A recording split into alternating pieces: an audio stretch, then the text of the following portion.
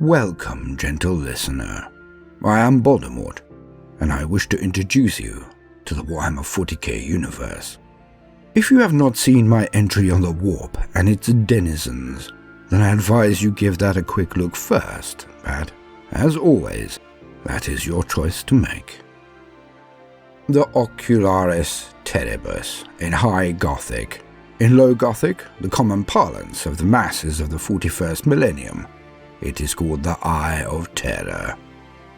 Terror, as in to be feared, not terra, as in terra firma, the new name of Earth in the Warhammer 40K setting. I know my accent does not lend easily to this distinction. My apologies. You may have heard me refer to it in many entries.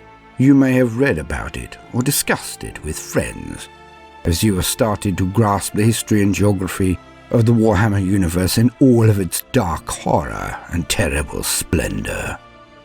I hope I am wrong, but I very much doubt that you have given it the attention, the consideration that it deserves. I feel that few have.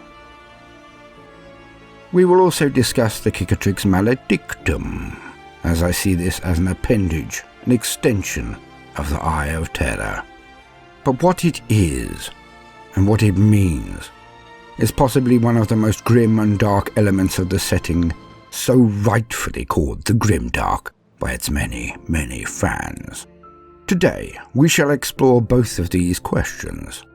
More than this, at the end of this entry I shall reveal something that I believe has never truly been considered by the vast cohort of the commentariat that cover the Warhammer universe. I could be wrong, of course. Again, I would be happy to be so. Wrong. But my perfunctory searches have availed me no positive results in this regard. So, gentle listener, I ask you to put your hand in mine, so I may take you on a journey that may well shock you to the core.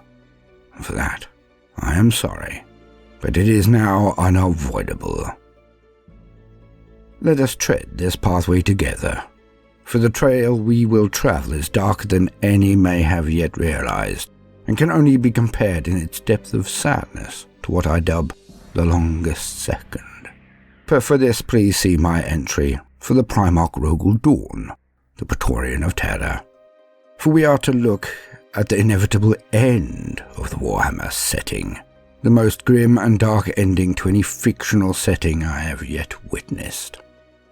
So, let us begin. What is the Oculus Terribus, the Eye of Terror? For its most simplistic definition, we shall rely on existing wisdom before we move on to its genesis and its meaning.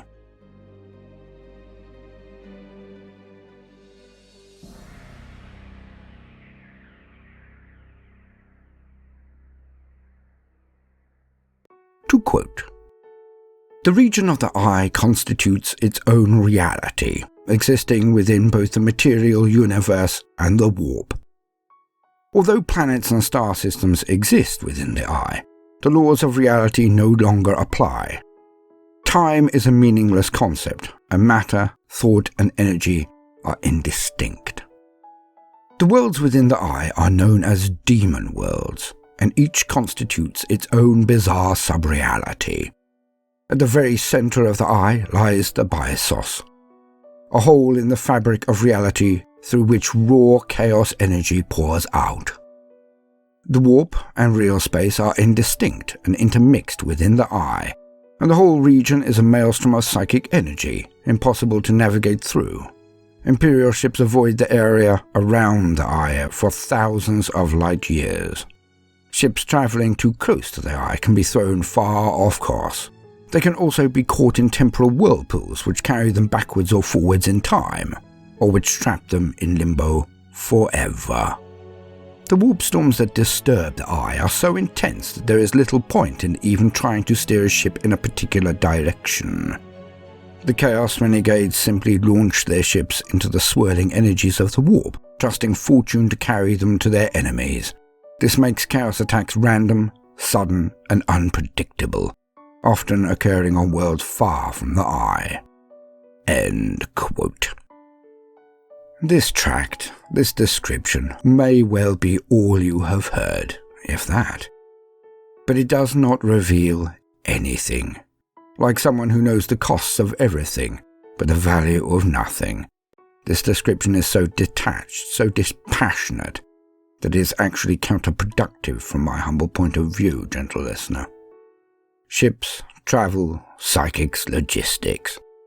It reveals as much about the anomaly as a spreadsheet tracking endorphin production would do about the state of being in love. So let us truly understand the Eye of Terror. For this, we must understand its origins.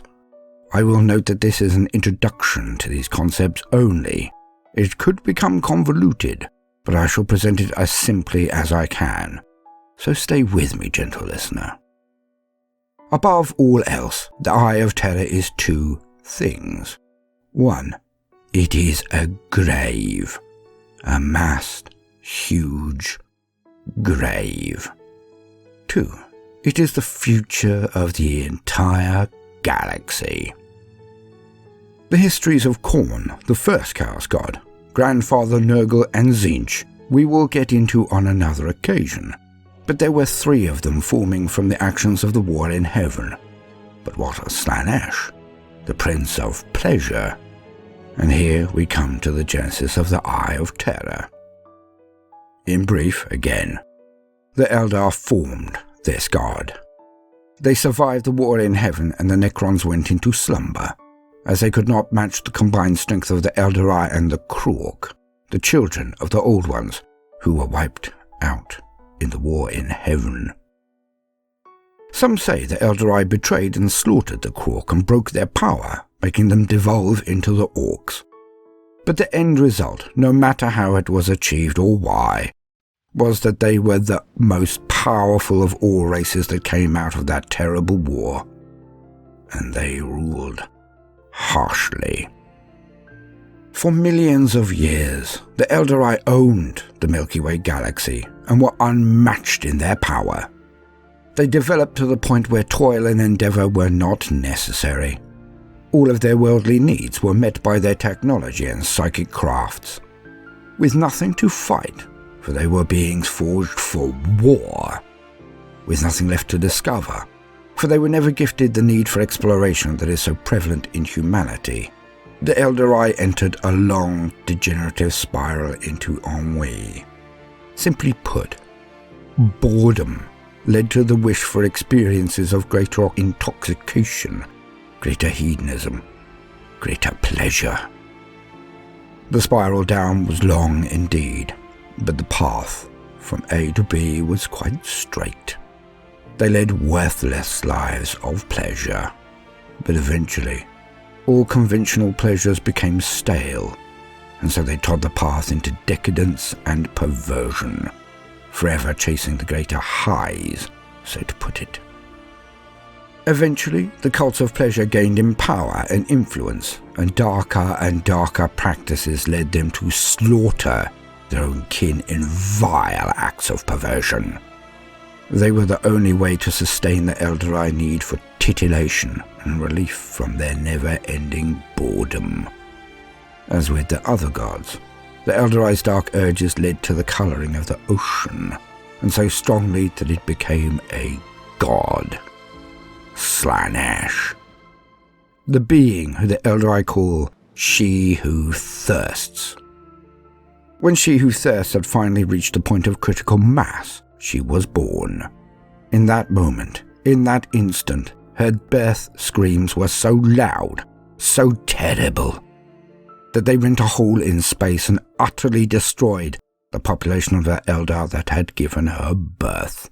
The entire Eldar Empire was killed in one wind of psychic death, their souls being consumed by the being they had created.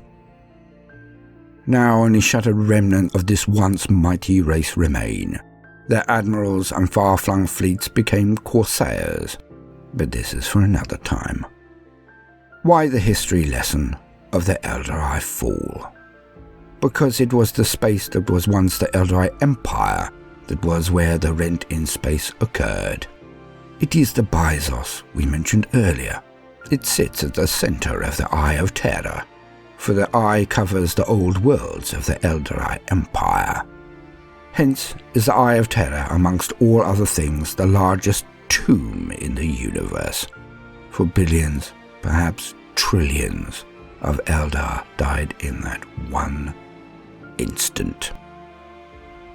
In Old English folklore, there are places in the world that are said to connect to the underworld, as there are in Greek and other myths and fables, where you can walk backwards around a mound and then find the opening to a pathway into hell, or the afterlife, as was walked by Orpheus to negotiate with Hades for the return of his love, Eurydice. Here at the Byzos, the pathway is straight. It is a gate to the warp, a hole that never closes, and from it the warp washes into the sectors that were once the Eldari worlds. The creation of a god of chaos causes such rifts. There are signs across the Milky Way galaxy where the other chaos gods did the same in their birth screams. Scars and holes in reality where the two worlds bleed into one another. This will be covered in more detail in their own entries for the gods of chaos, but it is important to know for the final part of our dark journey. But why did the warp not bleed more into the galaxy is a pertinent question, and the answer is very simple: the Necron ancient technology. There is evidence that during the War in Heaven the Necrons were taught how to separate the realms, and that they and the Catan created pylons of blackstone to force the realms apart. Although much of this was conjecture, the destruction of Cadia has ended the discussion. The Necrons, before they went into their sleep, attempted to contain the Eldari's power by creating a huge ring fence around them, worlds with pylons of blackstone that formed a bulwark against the Eldari. As such, the bleed from the warp was contained within this ring by the antediluvian edifices. Cadia was the site of one of the most important and powerful of the links in this ring fence, the key which held it taut and tight. So I hope you can now see more. The Eye of Terror is where the warp leads into reality, and is a realm of both, where physics should apply, as it is the materium, but it is affected by the immaterium, so both worlds apply at the same time. Hence are the demon worlds of the Eye of Terror places where there are beings of the warp allowed to roam freely, without the massive energy required for them to manifest in the other material areas of the galaxy without a host. The tentacles of the great beasts, the dark gods of chaos, can stretch and directly affect matters there. Those still living, or brought to live, on those worlds endure a never-ending existence of pain and misery, for they are ruled by and the playthings of the dark powers of the warp. The worlds have not been destroyed. They exist as they did before, with all of the beauty of the Eldari as a stark backdrop, but they are twisted by the evil of the Lords of Corruption. Hence do some intrepid souls, most recently the Ynnari led by Yvraine, quest into the Eye of Terror to retrieve artifacts of Eldar antiquity. But the journey is always dire and rarely survived. Perhaps one day I shall fully describe an existence on one of these worlds, but I fear our journey is dark enough already, as we have yet to reach the terrible destination to which we slowly pace. So now, we get on to the Cicatrix Maledictum. To quote, "This new tear in reality was created at the end of the 41st millennium, during the 13th Black Crusade, following the destruction of Cadia. The origins of the Great Rift remain a mystery, with theories ranging from it forming due to the destruction of the Cadian pylons at the end of the 13th Black Crusade, to sorcery used by Magnus the Red during the siege of the Fenris system, to the awakening of Ynnead, mass bloodshed in the Damocles Gulf, and the reaction of the ruinous powers to the rebirth of Reboot Guilliman. All that is truly known is that its emergence was a literal galaxy-shattering event that divided the Imperium in half and ushered in new wars across nearly every world in the Imperium. In a catastrophic event known as the Blackness, many worlds of the Imperium were cut off and overwhelmed by the forces of chaos, as warp travel and astropathic communication were rendered nigh impossible. So powerful and far-reaching was this warp storm that the very laws of physics had begun to fray, and the inconsistencies of time fluctuations, once largely localized to larger storms such as the Eye of Terror, has spread across the entire galaxy. Since the Great Rift's creation, some worlds have felt centuries go by in an instant, while others have been all but frozen in time, and still others have suffered constant temporal shifts. End quote. The world of Cadia was the most important link in the Necron Blackstone fence. When it was destroyed, all that was holding back the warp collapsed. The Cicatrix Maledictum is a rent across space where the warp bleeds into the real world, as it does in the Eye of Terror. It is a tear across the galaxy that goes to a point called the Hadex Anomaly by the scholars of the Imperium. Now, do you remember I mentioned that the birth of other dark gods created suspected holes in space, in the Materium, during their birth, as with Slaanesh? Well, the lore strongly suggests that one of these rents was the reason for the Hadex Anomaly, one point in space that was weakened. Some say this is a naturally occurring rent, others that it is the point where a previous Chaos God may have erupted into existence. Thus also with the Eye of Terror, Maelstrom, and Gates of Fire, or other anomalies. Thus, when the circle of control made by the Necrons was broken, a tear in space went from one weak point in the barrier between the realms, the Eye of Terror, to the Hadex Anomaly, like two holes in a sheet, being the weak points. When the weight of the sheet became too much, it tore at a line exactly between those 2 points. This is the Cicatrix Maledictum, an extended line of space that is much as the eye, a breaking of the veil between reality and hell, and around it, along every inch of its huge length, warp storms rage and evil can walk directly from hell.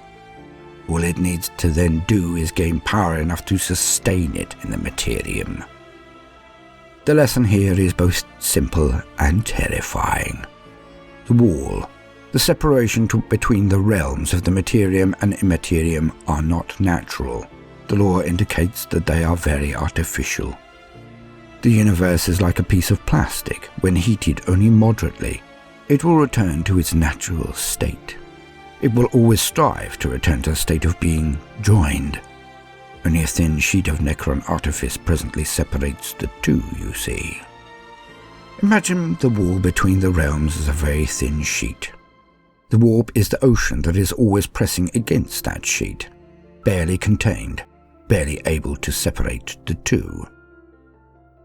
As time goes on, the warp becomes ever more turbulent, ever more directed, ever more concentrated into those elements that are the dark gods. Water is no longer just sitting on the sheet and filling it to near bursting point. It is concentrating into sharp knives that are perpetually stabbing at the sheet, tirelessly trying to tear it asunder. Now, let us get to that which nobody wishes to discuss. The truth that is hidden in all of the verbiage and all of the codices, and only now taking form, given shape by the psychic awakening. For it is dark indeed. Out of mercy, I will attempt to be brief. I will note, however, that these theories also link in with the legend of the Star Child, but I feel I shall need to go into that particular scrap of lore another time, so do please pardon the omission if you are aware of it at all. The energies of faith are more strong, more powerful than just emotion alone. Think of it like a hyper-powerful dye being added to the water, the sea that is the warp as we discussed before, instead of, say, a cordial, The power of faith at changing the warp is beyond even millennia of emotion being collected by those octopi we discussed. It is the purest form of food and greatest way to gain more power for all of the entities of the warp. Belief is actually like a steroid to the arm of the octopus. That is why the Chaos Gods always demand to be worshipped above all other things. It is their purest sustenance. For over a decade, there has been a wave of speculation that the collected worship of the Emperor by all of humanity is creating a new god. The worship from trillions of humans, sentient beings, over thousands of years is collecting and creating a god of humanity in the image that they have been presented, the Emperor of mankind. On first look, this sounds fantastic, very hopeful. Surely a god of humanity would be able to do battle with the powers of chaos. It would be able to do what all wish, and make reality of the term, the Emperor protects.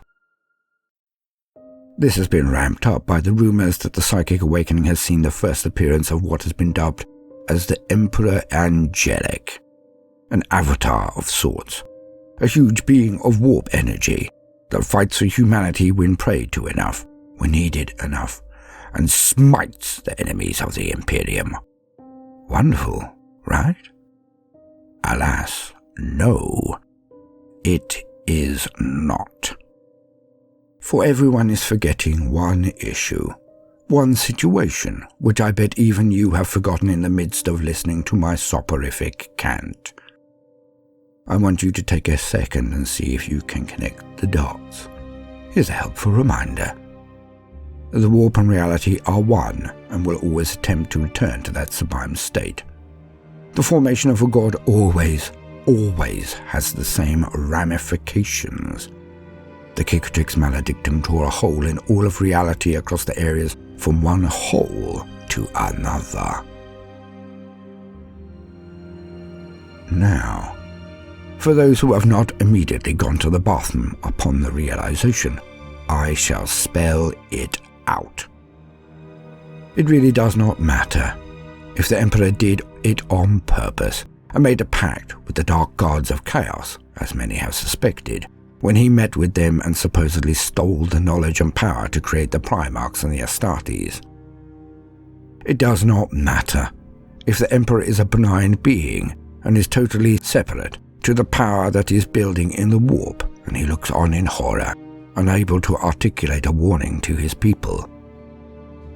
It does not matter if the Emperor manifests and is driven to protect his people.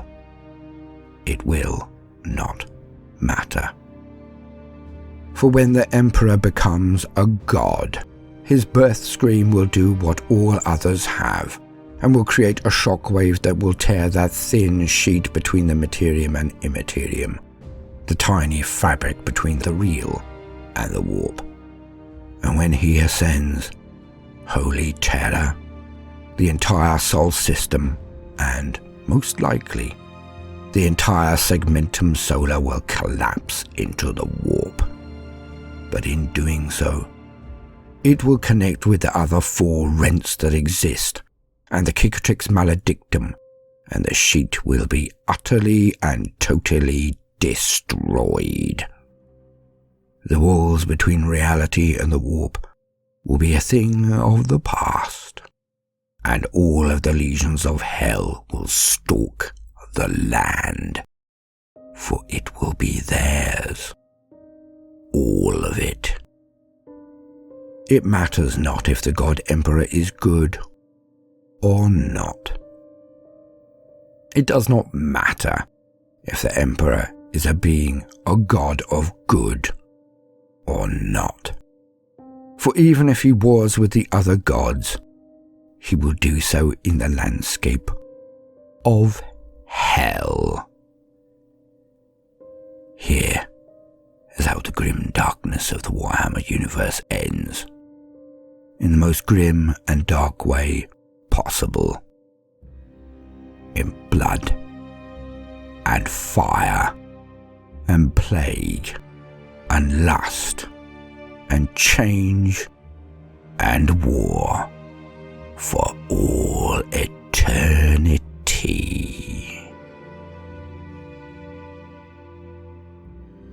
Tulu.